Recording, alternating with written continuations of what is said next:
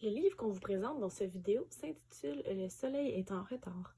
C'est un livre qui a été écrit par Susanna Pix et il est illustré par Anna Lienas. Il fait partie des éditions 4 Fleuves. Alors c'est parti.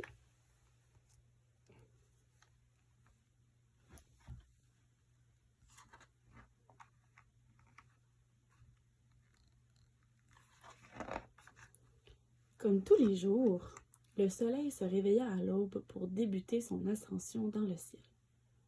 Mais ce matin, il était si fatigué qu'il voulut dormir un peu plus longtemps que d'habitude. Quand finalement il se réveilla, il vit l'obscurité qui enveloppait encore la terre. Il s'affola. « Ah!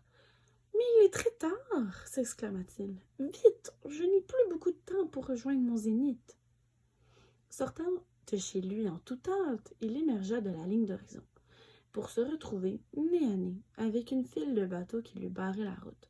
L'astre se mit en colère. « Voulez-vous bien vous écarter de mon chemin? Je suis en retard. Je dois grimper tout là-haut dans le ciel. »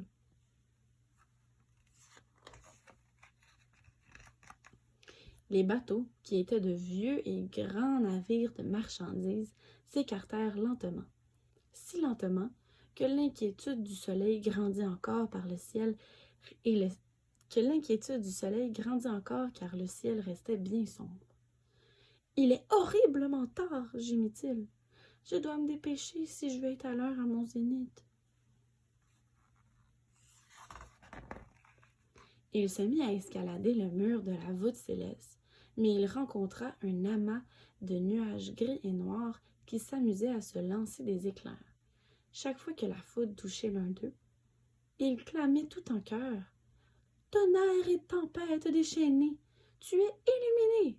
Entre eux, éclats de rire, le ciel, zébré par la foudre, s'illuminait dans une explosion de lumière. Le soleil comprit qu'il ne pouvait pas poursuivre son ascension. Aussi, leur demanda-t-il, « Pouvez-vous vous écarter de mon chemin?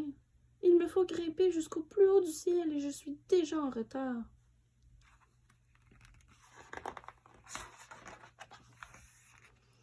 Mais les nuages continuèrent à jouer sans lui prêter attention. Alors, le soleil réfléchit à un autre moyen d'atteindre son but. « Mais oui, sieur le vent !» se rappela-t-il. En soufflant un bon coup, il devrait parvenir à dégager la voie. Il prit une grande inspiration et lança. « Vent! Vent, mon ami! Merci d'accourir ici. »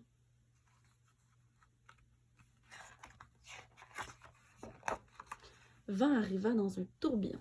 « Mais que se passe-t-il, mon cher ami Soleil? J'ai besoin que tu m'aides à gagner le zénith au plus vite. J'ai oublié de me réveiller ce matin. Je ne peux pas m'approcher de toi.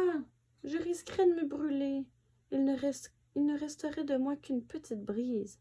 Je m'en vais. Il fait beaucoup trop chaud ici. » Et Sieur Vent disparut aussi vite qu'il était apparu.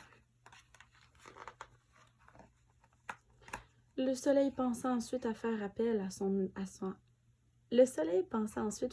Dame Neige. « Neige! Neige, mon ami glacé!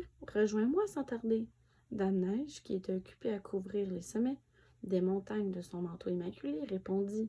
« Qu'y a-t-il, mon cher ami Soleil? J'ai besoin d'un coup de main pour monter tout en haut dans le ciel. Je suis bien en retard aujourd'hui. Je ne peux pas m'approcher de toi. Je risquerais de fondre. Il ne resterait de moi qu'une flaque d'eau. Non, ne compte pas sur moi pour t'assister. » Le soleil devint tout triste. C'était sûr maintenant. Jamais il n'atteindrait le zénith à temps. Alors, il commença à pleurer. Il laissa tomber une larme, plic, puis une autre, ploc, plic, ploc, et il se mit à pleuvoir.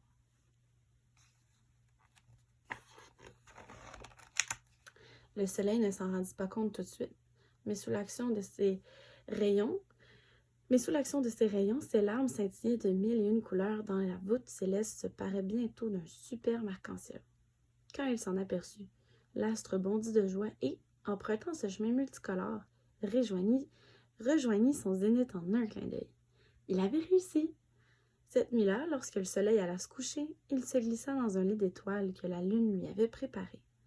Épuisé, il s'endormit aussitôt, tandis que les lucioles lui racontaient l'histoire de cet astre étourdi qui, un beau matin, avait oublié de se réveiller.